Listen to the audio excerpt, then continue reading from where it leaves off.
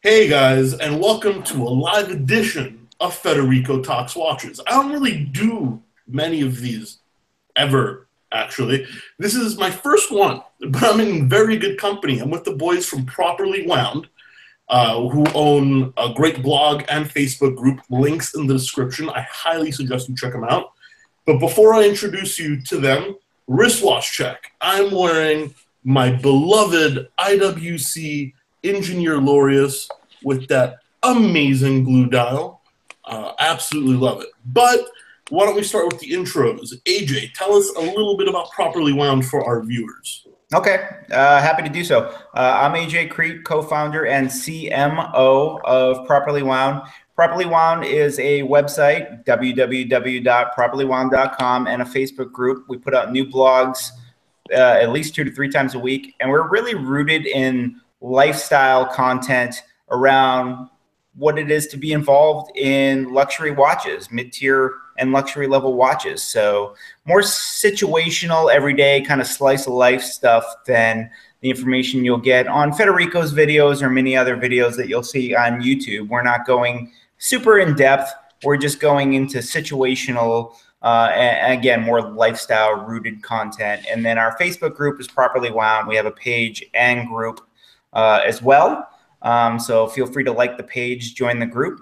We also have a YouTube channel as well, but Federico's is really the place to go and get all your in-depth watch content. But a quick wristwatch check for me. I'm wearing the IWC Engineer 43 millimeter. It's a tank. I love it. I'm a big Rolex guy, but what drew me to this is it has the adjustment on this clasp. You can push in the IWC logo and do the micro adjustments, much like the Glide Lock clasp. And then more importantly, some would say, I am drinking Jefferson's Ocean, aged at sea, Kentucky straight bourbon whiskey. Very small batch. What's special about this stuff, I highly recommend you try it, is they noticed that putting their bourbon en route to market on rivers with the rocking of the water and whatnot on the boats, it added to the character of the bourbon. So they've done many voyages with their small batch bourbon where they put it on ocean liners and put it out to sea. And the waves of rocking back and forth puts the whiskey more in touch with the oak casks and gives it more of a caramel, more of a smoother flavor over time. So it's a very fascinating whiskey. I highly recommend you check it out. Jefferson's Ocean. It's very good stuff. Dude, that sounds crazy. Whiskey companies are marketing better than watch companies right now. I talked about the whiskey more. I know. That's amazing. Wow. Wow. All right, Jared, tell us what's going on. Again, my name is Jared Scott. I am the CEO and co-founder of Properly Wound. You see me pretty often in our Facebook group. You don't see me on YouTube unless I'm hanging out here with you. That's Pat and Adam's deal. So I'll do a quick little wristwatch check. This one has caused me a lot of grief, but I acquired 2 new nice watches at the same time, and this is my 18 karat gold Yachtmaster 2. It's pretty nice. I think Fed approves of it, but dude, that is a pimp daddy watch. But I will say this. No offense, Jared. That is the stupidest complication ever. It is. Yeah, it is. And you have to rotate the bezel, and then it has this pusher clicks in and locks, and then you have to pull this. Let me just say this. At retail, if I can set an IWC perpetual calendar in front of a client, and I can set a sidereal Scaffuzia equation of time, I can never figure out how to set that watch. Regatta timer is ridiculous, though it is a really cool watch.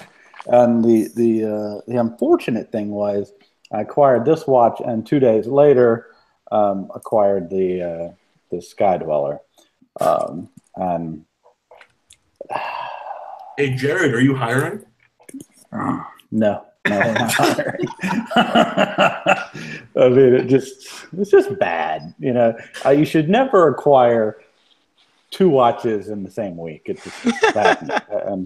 And then I got all this other vintage stuff that came in. It's just it's horrible for us watch guys because you cannot put your focus on one piece. You try to spread it around, and then you don't like one as much as the other. It's terrible. So, Jared, what are you drinking? First world problems. Tonight I'm drinking McAllister's Deli Sweet Tea. Oh my God. McAllister's Deli was founded in Oxford, Mississippi, which is where I hail from, the University of Mississippi. So I figured I'd drink some sweet tea tonight. So, fair enough. Fair. You're a Southern gent. That's what you should be drinking. Sweet tea. Sweet tea, guys. Sweet tea. All right, Adam. What's up, guys? My name is Adam. I am COO and co-founder of Properly Wound as well, and co-host of the Properly Wound YouTube channel. Some of you guys might recognize me. Co-host along with Patrick. We have our little YouTube channel that's been going since, I think, January. It's kind of all-encompassing of watches for all different tiers. We do reviews, kind of talking about, how it feels to have watches, what like the day-to-day living with watches. We'll kind of get to that. We flip a lot of watches, so we get to review a lot. And we do how-tos and trying to sort of shift into some more lifestyle stuff, talking about style, and stay tuned for some of those videos. But I today am rocking a Sin that I actually got on Monday, and I'm absolutely in love with this piece. I haven't taken it off. It is the Sin 103 ASAB. So it stands for Automatic Sapphire Blue. Limited to 500 pieces. Absolutely in love with this piece. So hasn't really left the wrist at all. So this is my second Sin I've ever owned, and I think this one might stay for a little while. And I'm drinking. Oh, go ahead, Jared. I regret selling my Sin, model, so bad. Yeah, you didn't give it enough time, man. You were too busy getting all your fucking gold rollies and stuff, right? Hey, no swearing. No swearing. Oh. Hey. The demonetization gods are watching. Sorry, guys. Easy there, Christian. Drinking a Montauk ale. It's the last summer ale that I had in my fridge, so I figured I'd polish it off before it starts to get really cold here in New York. So all the New York natives in tri-state area, people appreciate that. Very cool. Well, today, guys, for everybody watching, we're going to talk about watch flipping for 2 reasons. First, all of a sudden, I find myself being a watch dealer. And second, I'm with a group of 3 guys that are the most notorious watch flippers out there. I mean, some of the most ridiculous crap has been uttered, especially by AJ Crete over here. All of a sudden, buys a Jaeger, is part of the Horology Club, is in love, and then 3 weeks later sends it downriver to Jared. I mean, you guys are like incestuous watch collectors. What we aim to do is we try to keep as much in the Properly Wound family as possible. So Jared and I were talking about that today. We actually have a pretty infamous watch within the group, which is the Rolex Submariner 2-liner, the 14060. It's from 1991, who Adam originally bought, sold it to Jared. It went back and forth a couple of times, like a bad game of tennis. Went to me, went back, and we wrote a blog about it on properlywound.com. So go to properlywound.com, click on blogs, scroll through, and find the infamous blog on the Mistress Rolex. We all kind of call each other Eskimo brothers because we've all had this Rolex now. So it's kind of like sharing a girlfriend back and forth, but. We aim to keep as much, and the JLC is included in that group. We're trying to keep that in the group now, which Jared is currently holding. It's a great watch, and I got a fantastic deal on it. I want to keep it in the family if I can. So. Yes. Not to mention Jared, who like double-fisted and bought 2 5-figure watches last week, and all of a sudden you're about to sell one. What is up with that, Jared? It's just bad. I have this gold thing that's been going on for a while, and had it with started kind of with my gold Daytona, and I have to have gold, but I really like the Sky. Sky Dweller is beautiful, but if it was gold, I think I would have a different opinion. Always like, well, I want the gold one. Well, Jared traded in to me, and I'll sell you the gold one. The gold one. He's using this as a sales pitch. Yeah, sales pitch. You're going to sell me some more gold. The question is, can I get something gold from Federico for mid 5 figures? That's the question. So. Hell yeah, you can, brother. But let's talk about this off air. I don't want to come off as too salesman-y. Yeah, well, hashtag Del Rey watches. Well, really, really guilty of this. But Adam, actually, you're probably the one that I know least about your flipping habits. I know about this infamous Rolex, but I know you've been flipping too. So tell me about that. Yeah, man. I've been flipping. I probably, honestly, from the three of us, technically have probably bought and sold more watches, even though they're not all high end. Agreed. I think the biggest reason is the last year I've been really, really kind of going up the tiers, the ladder. And not only going up the ladder, but it's sort of been like a staggered go up, kind of come back down, go up, back down a little bit. And I'm sort of working my way up. I think that's the biggest thing is I've been trying to experience the different tiers. And that's the biggest reason. And also probably flipping because I'm super impulsive too. And if I see something and I really want it, I'll have to get funds somehow. So I'm like, oh, I've got like $2K in this Seamaster, or $2K in this Tudor Black Blade. I'll just flip it, and then once that PayPal comes in, baby, I'm ready. I'm gold. All right, so here's a good question for all of you, and don't lie. If any, is there a keeper in your collection that you will never sell, if any? Why don't we start with AJ? Yeah, absolutely. My Hulk Submariner is never, ever going anywhere. I've become a very big Rolex fanboy bitch.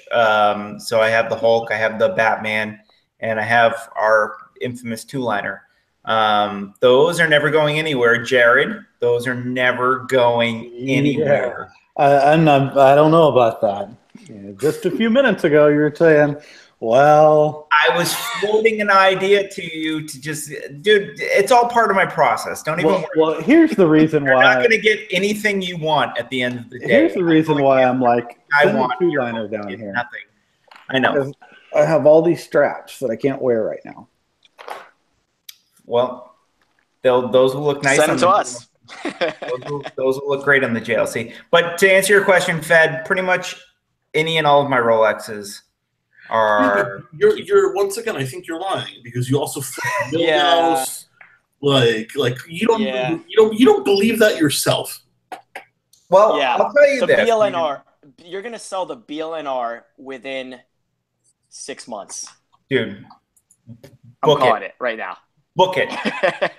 Book it. It's not going anywhere. It's not going anywhere. One of the things about flipping and serial flipping is it can't go on forever, right? And there's an evolution to it, just like there's an evolution to learning any new hobby or anything. My first Rolex was April of last year, and it was a 2008 Sea Dweller. And I've probably owned around a dozen Rolexes since then. Actually, the only guy more Rolex obsessed than you are is this guy who's in a lot of Facebook groups. I'm good friends with Mike B, and he's got a crazy Rolex collection. Crazy. He's the only guy who's more Rolex sick than you, AJ. Well, I mean, the proof's in the pudding, right? And they're one of those brands that completely backs up what they deliver, in my opinion. And there's no reason for me to stray. I'm kind of obsessed with the Submariner and GMT and Explorer and just all of their models. And I think the notoriety and brand appeal is, bless you, Adam. I think the notoriety and brand appeal is a big aspect of it. I'm a marketer by day, so I buy into all that stuff. But again, the quality is there and it backs it up. So I can venture into vintage. I can venture into mid-tier, lower tier. I can venture into hot horology, but I'm only going to stray from my one true dark mistress for only so long before I go back. And that's where I'm at right now. So. All right. You're still full of shit, but okay. Jared, your turn. Oh, I go through these these periods where I don't sell as much. I do have a few that will probably stay. Most of those are heirloom pieces, though, and I don't even keep them at my house. They stay at the bank because I feel like if they're here, they'll just I'll get on a vendor and sell them. I feel like my gold Daytona is a keeper. Well, yeah, that's your trademark watch. Yeah. And I feel like, and I haven't worn this one in a long time. I put it up right before I bought my Daytona, and that would be my my gray dial Audemars Piguet chrono. Oh, excuse me? You have a gray dial gold AP chrono? No, stainless steel. Oh, okay, because I was just about to bow down. Stainless steel. That is one of my favorite pieces, and it's at the bank. And I don't know if I should pull it out anytime soon because I'm in this thing right now where I'm just like flip. But I think the gold Daytona is my keeper. So I kind of thought this was going to be too, but. Listen, the beautiful thing is you bought it at its peak. I made a whole video saying how I think it's overhyped, and you bought it at the right price. Yeah. And guess what? You're gonna make all your money back if you sell it, reasonably soon. And that's the nice thing about Rolex, is generally speaking, unless you get way ahead of the game, you're not going to lose any money, unless you just are stupid. Because for the most part, they're a safe investment. So I like to put my money in those. They are. And actually, shameless plug before we get to Adam, I just bought a Coke bezel EMT Master 1 today. Not for personal use, but just to flip, unfortunately. I'm the least I don't flip watches personally, but now that I'm kind of in the business, obviously it's my job, but yeah, it's going to be hard to let this one go. That one could be spoken for, though. Jared, by the way, Mike B in the comment section says he'd love to see a state of your collection. Okay. And you know what? I'd love to see a state of your collection. That's a good idea. Vintage stuff included. I've trimmed some of my vintage stuff down. I did a state of the collection when we first opened Properly Wound Up. And it was good. But I've trimmed a lot of the vintage out. So, but yes, I'll get around to doing one. I have my doubts about doing it, though, because, and I don't, people know us on the internet now. And just like when I was out of town at a hotel, and me and you were talking on our chat, on video chat, some guy came over to me and was like, "You were talking to Federico." I'm like, "Oh God, here we go. This isn't good." You're famous, buddy. Yeah, I need to really consider being careful with what's going on. I'll tell you what.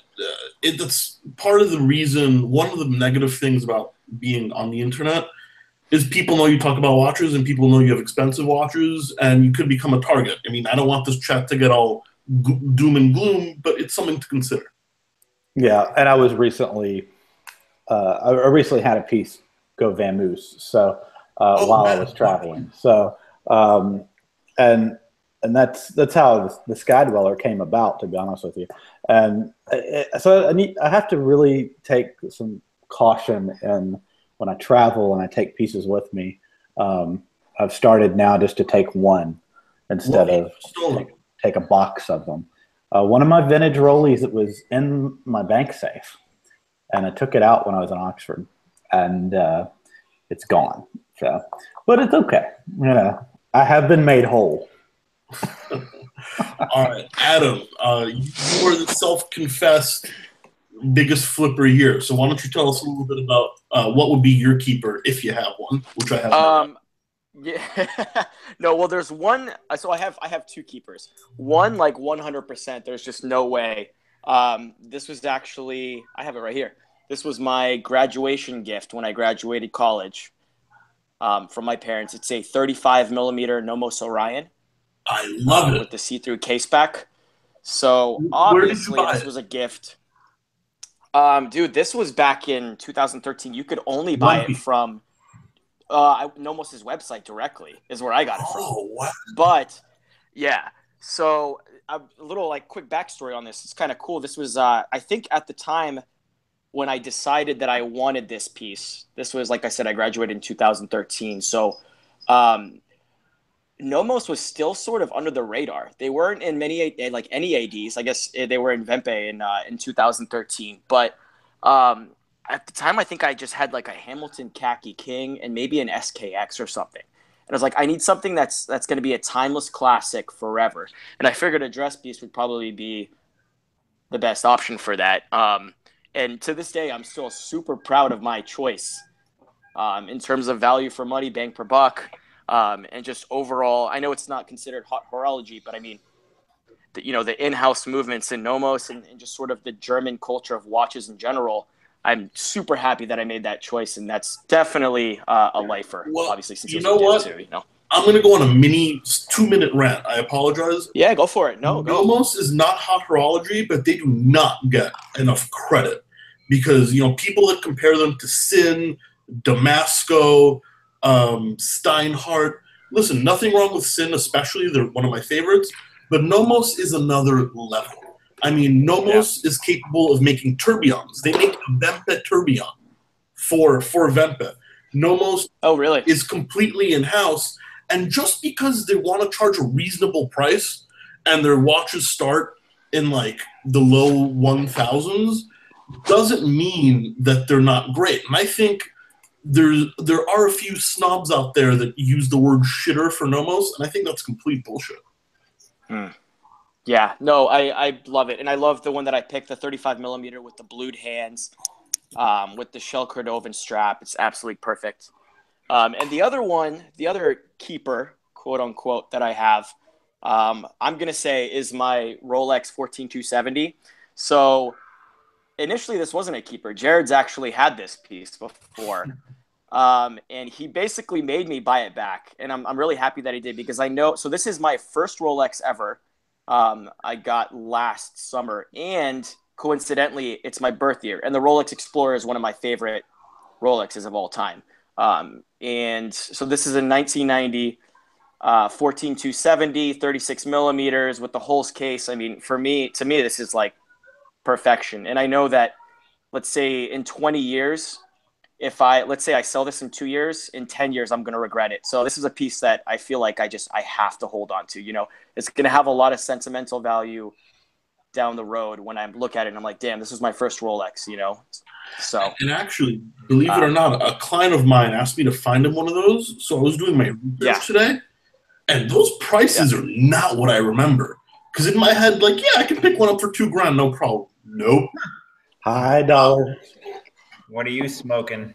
Yeah, even the two-liner prices have been jetting up as dude, well. Those 90s Rolexes, man, the like 165, the Polars, the Polars and the Explorer 2s, all those sort of 90s or those sort of the new vintage, I guess like the early modern Rolex with the sapphire, they're all just slowly creeping up, catching up to those acrylic crystals. This Coke GMT Master 1, I paid out of my butt for it. I mean, like 2 years ago, I would have laughed at this price. But you know what? I did a little research, and I actually got a good deal. But what's the reference on that one, Fed? 16700. Hanging out with you guys is just, it's bad. And I'll tell you what, man. I was in the jewelry district in Miami today, because part of work, I just kind of go and see what's up. There are no pre-ceramic GMTs, not even the black bezel. Like, out of maybe 70 dealers, I found 4 pieces. Yeah, dude. Well, we had Jared and I. We traded a 16710 I think, what was it, last year, Jared? And That I was the one I got from AJ. And I'm looking at the prices now, and they're a solid $1,000. Like, even, on the used market, on all the forums, Chrono 24, they're $1,000 more than they were like 11, 10, 11, 12 months ago. Like, those things are skyrocketing. You guys wanna cry a little bit? Yeah. I bought a 16710. My first one. I've owned two, and I sold both. But the first one I bought was in 2011, box and papers, and I paid $5,000 flat. Wow. Pepsi bezel. Wow. Nice. That's $7,000 all day now, It's even more. I mean, 7 for a minty one is a decent deal. With box and papers too? Yeah, man, that's crazy. I was being conservative there, but Jesus. And then I bought another one 3 years later, and I paid $5,500. And then I sold it to another YouTuber. But yeah, man, these are skyrocketing. Like 55 my butt, dude. These are 7, even 8 in some places. Wow. Yeah.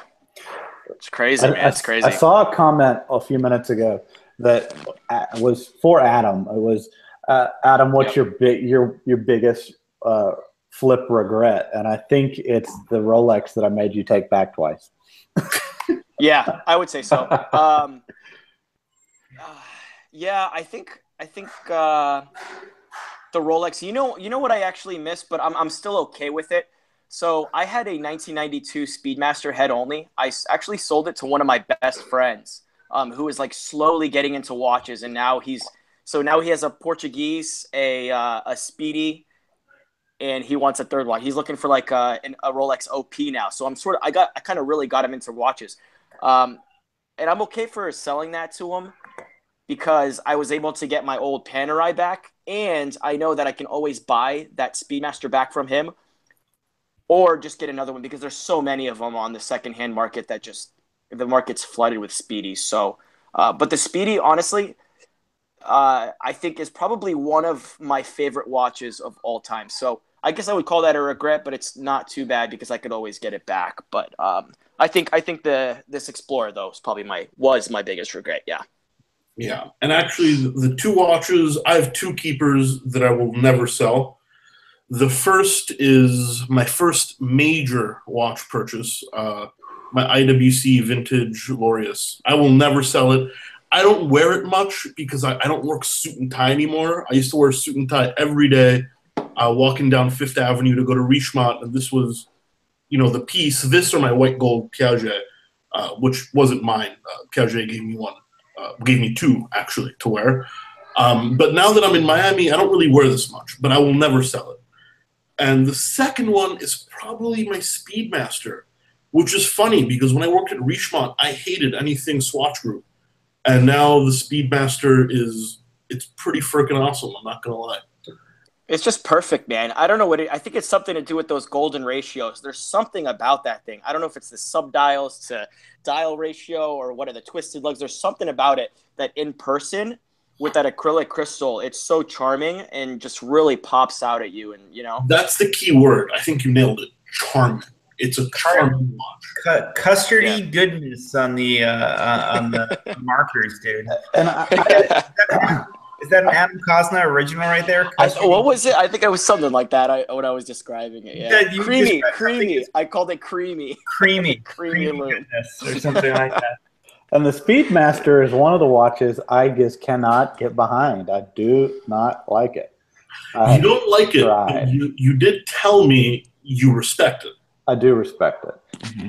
But for me, as far as daily wear or even just from time to time, I just don't like the way it feels. It's really that way. If we can get you a gold one, Jared, I think you might change your mind a little bit.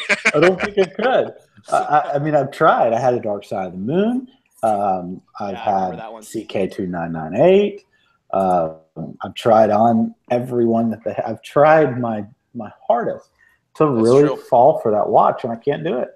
I just think, I don't know if it's like the Omega thing in the back of my head. I don't like Omega. I don't know what it is. So I've personally had bad experiences with them, minus the last vintage. I've owned 3 Speedmasters now. I've owned 1 modern and 2 vintage from the early 80s. And all but the last vintage I just sold, I've had some sort of issue with. Even going back to the early 70s, I had an Omega Dynamic, like the UFO shaped one from the early 70s, Omega Dynamic Geneve, I think. Oh yeah, I own one. I own the Chronostop. Yeah, yeah, I like your Chronostop. That's really, really cool. I had one that was like a blue dial from like the early 70s. I actually went to Amsterdam last year, and I went to an antiques market, and there was a guy just selling vintage watches there who had the same version in a deep green dial. I have never seen another one of those, and he was ready to sell it to me for like $500, and I didn't do it for some reason. But I've never seen another one like that. But I've always had issues with them, whether they be modern or vintage, outside of the last vintage one I've owned. So it's like, if you're paying that much for me, I don't know.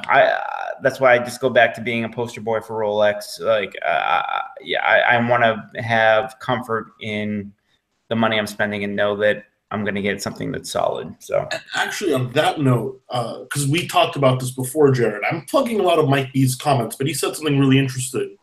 And by the way, Mike B also has a Facebook group, Horology Talks. So if you guys are watching, check out his group as well. Oh, that's Mike B's group? I didn't know that. Yeah, that's Mike B's group. And he just wrote, Speedy and Sub are boring, but necessary. And this is coming from someone who loves a Sub more than anyone.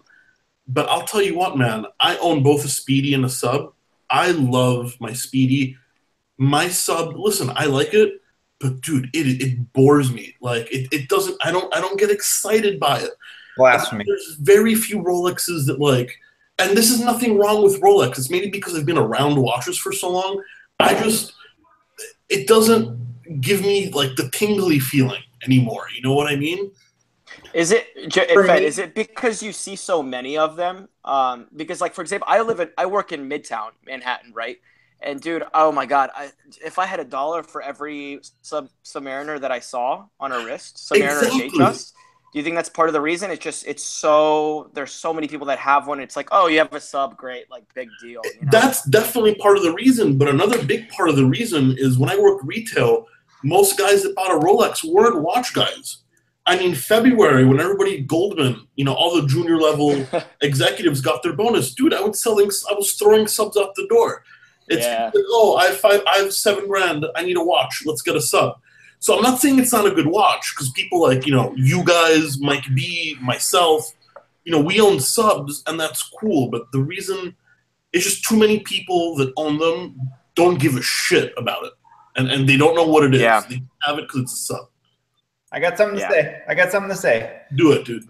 So besides being the Rolex fan that I am, part of my serial flipping has led me to realize that I am such a snob about the fit of a watch that I can only rely on certain brands, right? Like this IWC right here, as I told you before, it's got this little button where I can do these micro adjustments and I can get the exact fit I want.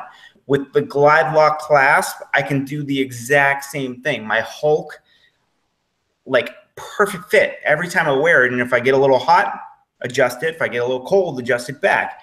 Same with the Batman. It doesn't have the Glide Lock, but it's got the Easy Link. I can do the micro adjustments, and then I can do the Easy Link and pull it out and then put it back to its original position.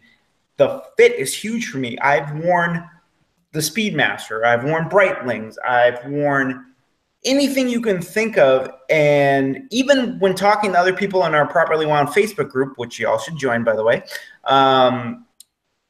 APs, Pateks, everything. People complain about the fit of the bracelet. It might come down to something as simple as that for a lot of people out there, whether they love the brand, they find it boring or not.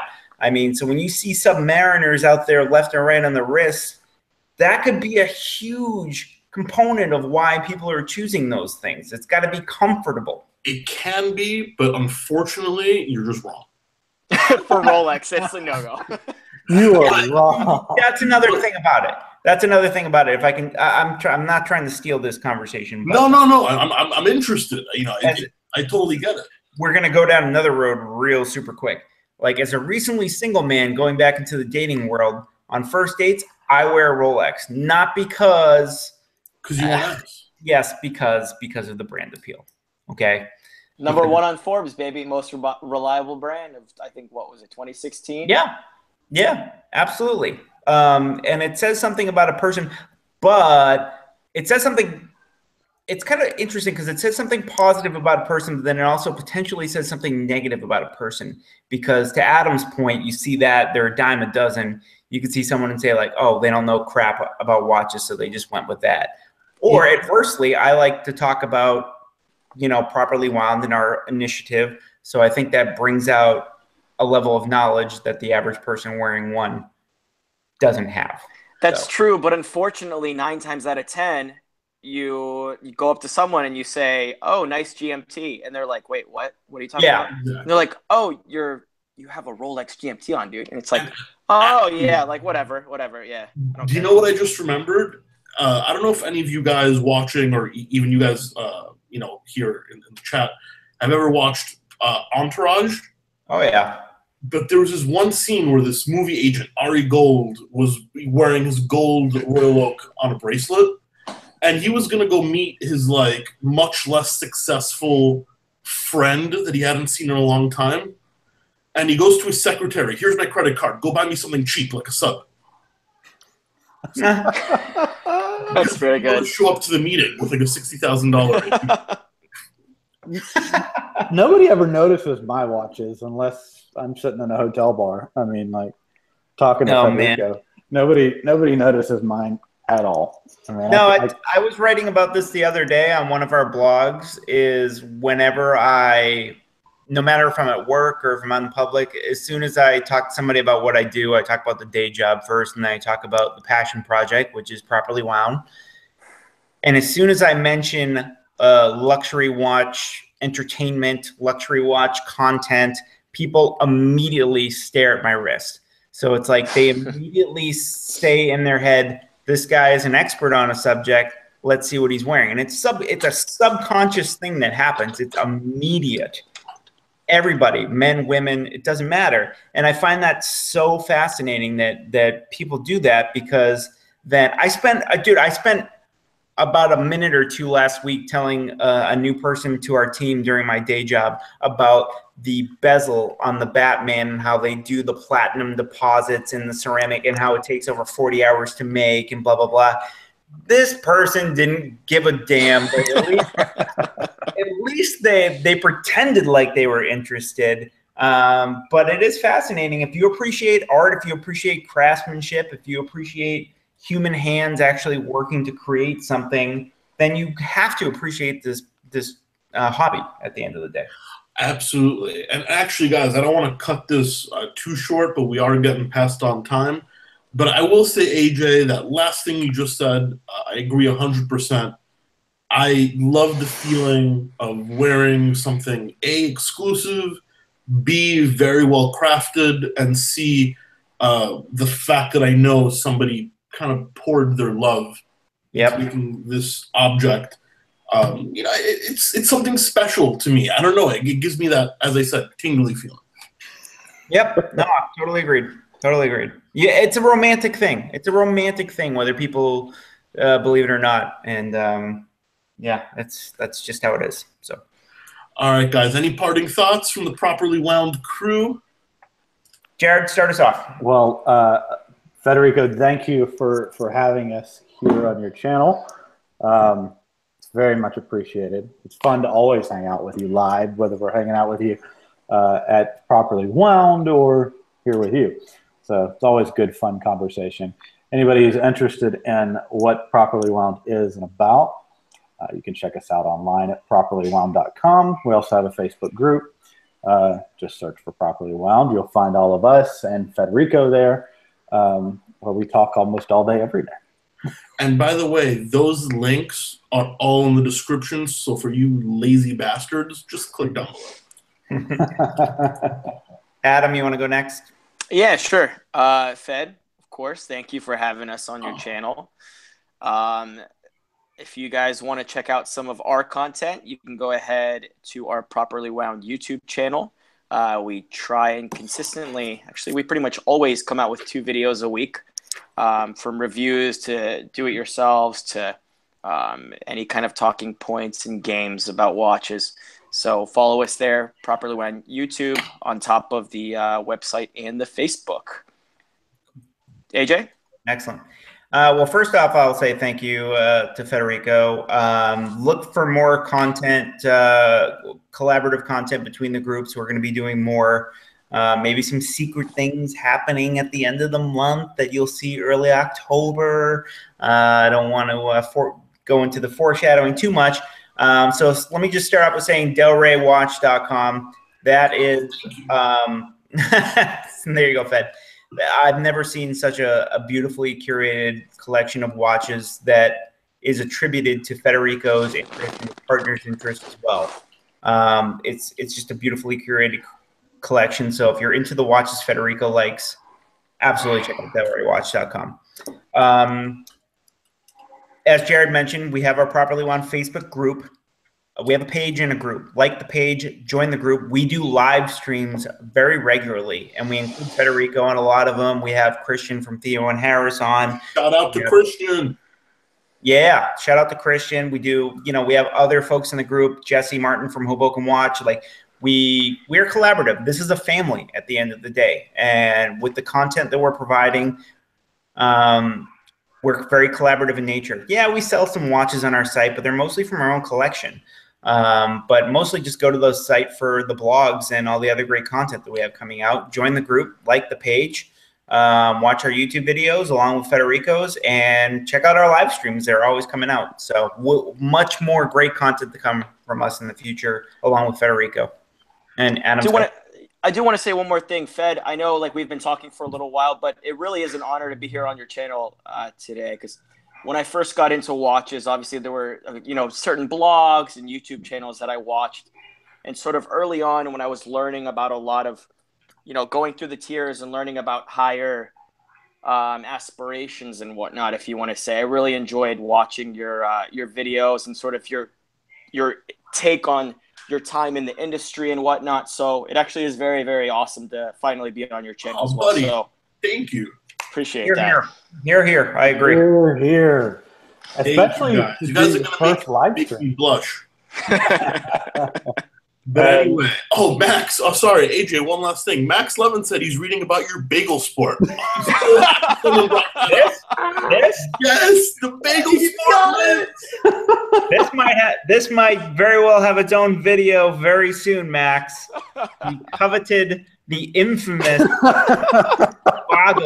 boggle sport. If you're being class A about it, it's pure class. I mean, pure class A. boggle sport. All right, guys, I'm going to cut us off. We're going to hit 45 minutes. All right. Everybody, thank you so much for watching. Please don't forget to like and subscribe if you enjoy it, and I'll catch you in the next one. Let's stay on, boys. Let's close up. Take care. Bye-bye.